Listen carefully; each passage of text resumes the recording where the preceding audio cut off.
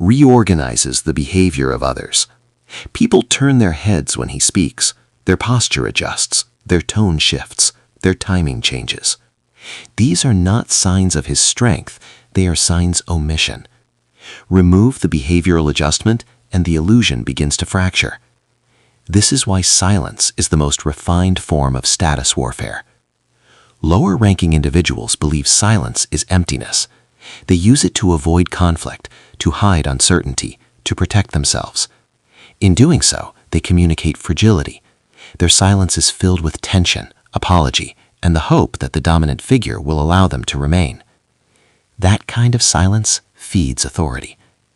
Strategic silence does the opposite. It is not withdrawal. It is non-participation in his frame. When he speaks and you do not immediately orient your body toward him, you send a signal to every observer. His output does not set your priorities.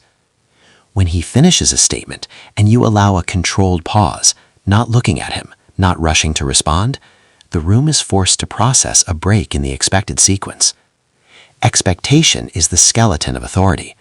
Authority says, I act, others react. The moment that chain fails, the structure becomes unstable. You are not challenging him, you are removing the confirmation that he has impact. This is the first layer, denial of immediate acknowledgement. Most men cannot do this because they are addicted to social completion. They feel the need to close loops, to nod, to agree, to counter, to clarify. That need is a leash. Anyone who understands it can pull your attention on command. When you allow statements to exist without visible processing, you communicate something far more dangerous than disagreement. You are not required for my cognitive flow. The second layer is non-reflective presence. Authority depends on feedback. Even negative feedback strengthens it because it proves relevance. Anger, resistance, debate, all of these keep him in the center of the psychological field. Silence removes the mirror. When he escalates, increases volume, sharpens tone, repeats a point, and your breathing does not change, your posture does not adjust, your gaze does not lock onto him, the room begins to experience a split. He is investing energy. Nothing is moving.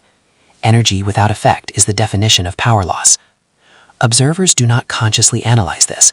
They feel it. Human beings are trained by evolution to detect where influence succeeds and where it fails. The individual who cannot produce movement in others is automatically downgraded in threat level. You have not attacked him. You have made his output inefficient. The third layer is redirected relevance. You do not build your position by suppressing his voice. You build it by continuing the operational flow as if his contribution was optional. He makes a declaration. You turn slightly to another person and ask a measured question. You resume the agenda. You speak into the structure of the room, not into him. Now the group must choose, follow the momentum or return to his interruption. Most will follow momentum, because hierarchy aligns with continuity. The one who keeps the system moving becomes the functional center. He is still speaking, but he is no longer the axis. This is how authority is erased without a single act of opposition. There is also the discipline of delayed engagement. If direct interaction becomes unavoidable, you control the timing. You let his statement sit. You allow others to speak. Only after the emotional temperature stabilizes do you respond, briefly, surgically, without tonal fluctuation. No justification, no expansion, no visible investment. Your words function as a procedural update, not as a personal exchange. This reframes him. He is no longer a dominant figure confronting you. He is a variable being processed at your discretion, and the room recalculates accordingly. The most important principle is this. You never show that you are doing this on purpose. The moment your silence looks tactical, it becomes resistance. Resistance creates a duel. A duel restores his status because it places you on the same horizontal line. Your silence must look like natural prioritization, as if you were engaged with matters of higher operational value. Because true high status is never displayed through control of others. It is displayed through indifference to control attempts. There will be a phase where he increases pressure, more direct questions, more attempts to force eye contact, subtle provocations designed to pull you into reaction. This is the exposure window. If you break structure here, if you rush to explain, if your voice tightens, if you over-elaborate, the entire hierarchy resets and his authority returns stronger than before, because he proved he can move you. But if nothing changes, if your tempo remains constant, your expressions minimal, your engagement selective, a reversal occurs. He begins to look like the one seeking recognition. The dominant figure is now chasing response, and pursuit is submission. The room will not announce this shift. There will be no visible moment of transfer. Instead, small behavioral migrations begin. Others start directing their comments toward you. They wait for your reaction before concluding discussions. They mirror your pacing. They adopt your level of emotional neutrality. At this point, his authority exists only in his memory. He may still hold the title. He may still speak first, but he no longer organizes the psychological field. And authority that does not organize behavior is decoration.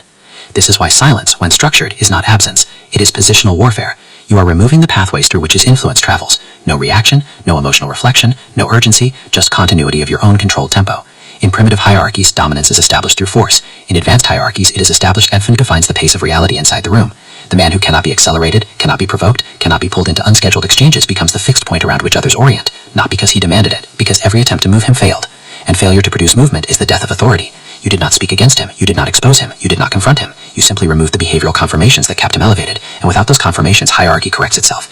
This is the highest form of silent power. You let him continue performing dominance, while the structure that once amplified him no longer exists. He is still talking, but no one is reorganizing around his voice, and in status systems, that is erasure.